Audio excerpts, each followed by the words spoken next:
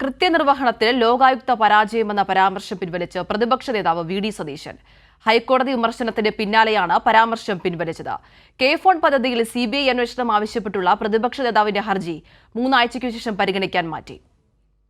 ഉമേഷ് ചേരുകയാണ് വിശദാംശങ്ങളുമായി. ഉമേഷ്, ലോകായുക്തക്കെതിരെ കടുത്ത വിമർശനങ്ങളായിരുന്നു പ്രതിപക്ഷ നേതാവിന്റെ ഭാഗത്തുനിന്നുണ്ടായത്. ഏത് സാഹചര്യത്തിലാണ് ഇപ്പോൾ ഈ ഒരു പ്രതിപക്ഷ നേതാവിന്റെ ആരോപണം അത് പിൻവലിച്ചുകൊണ്ട് രംഗത്ത് വന്നിരിക്കുന്നത്? കേസുകളിലെ ഭീമമായ ഇടിവ് ലോകായുക്തയിൽ ജനങ്ങൾക്ക് വിശ്വാസം നഷ്ടപ്പെട്ടതിന്റെ തെളിവാണ് എന്നായിരുന്നു കെ ഫോണുമായി ബന്ധപ്പെട്ട തന്റെ ഹർജിയിൽ പ്രതിപക്ഷ നേതാവ് വി.ഡി. സതീശൻ ആരോപിച്ചത്.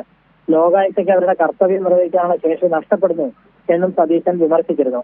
ലോകായുക്തയെ ആക്ഷേപിച്ച സതീശന്റെ നടപടിയെ ഡിവിഷൻ ബെഞ്ച് രൂക്ഷമായ ഭാഷയിൽ നേരത്തെ വിമർശിച്ചിരുന്നു. ഉത്തരവാദപ്പെട്ട പദവിയിലിരുന്നുകൊണ്ട് ഇത്തരം വിമർശനങ്ങൾ ഉന്നയിക്കുന്നത് ശരിയല്ലെന്നും ചീഫ് ജസ്റ്റിസ് ഉൾപ്പെട്ട ഡിവിഷൻ ബെഞ്ച് ചൂണ്ടിക്കാട്ടിയിരുന്നു. ഈ സാഹചര്യത്തിലാണ് ഹർജിയിൽ ലോകായുക്തക്കെതിരായ പരാമർശം പിൻവലിക്കാൻ സതീശൻ കോടതിയുടെ അനുമതി നേടിയത്. പ്രതിപക്ഷ നേതാവിന്റെ ആവശ്യം കോടതി അംഗീകരിക്കുകയും ചെയ്തു. അതേസമയം കെ ഫോൺ പദ്ധതിയിൽ CBI അന്വേഷണം ആവശ്യപ്പെട്ടുള്ള ഹർജി കോടതി ഇന്നും ഫയലിൽ സ്വീകരിച്ചില്ല. എതിർ സത്യവാങ്മൂലം സമർപ്പിക്കാൻ നിർദ്ദേശിച്ച കോടതി ഹർജി 3 ആഴ്ച കഴിഞ്ഞ് പരിഗണിക്കാനായി മാറ്റുകയായിരുന്നു. ഹർജിക്ക് പിന്നിൽ പൊതു താല്പര്യമാണോ അതോ പബ്ലിസിറ്റി താല്പര്യമാണോ എന്ന് പരിശോധിക്കേണ്ടതുണ്ട് എന്നായിരുന്നു നേരത്തെ ഹർജി പരിഗണിച്ച ഡിവിഷൻ ബെഞ്ചിന്റെ പരാമർശം. 2019 നിലവിൽ വന്ന കരാറിനെ 2024 ചോദ്യം ചെയ്തതിന്റെ കാരണം എന്താണ് എന്നൊക്കെ കോടതി ചോദിച്ചിരുന്നു. ഏതായാലും ഹർജി ഇന്നും ഫയൽ സ്വീകരിക്കാൻ കോടതി തയ്യാറായിട്ടില്ല. ഈ മാസം 29-ന് വീണ്ടും ഹർജി കോടതിയുടെ പരിഗണനയ്ക്ക് വരും. ശരി, കെ. ഉമേഷാണ് വിശദാംശങ്ങൾ നൽകിയത്.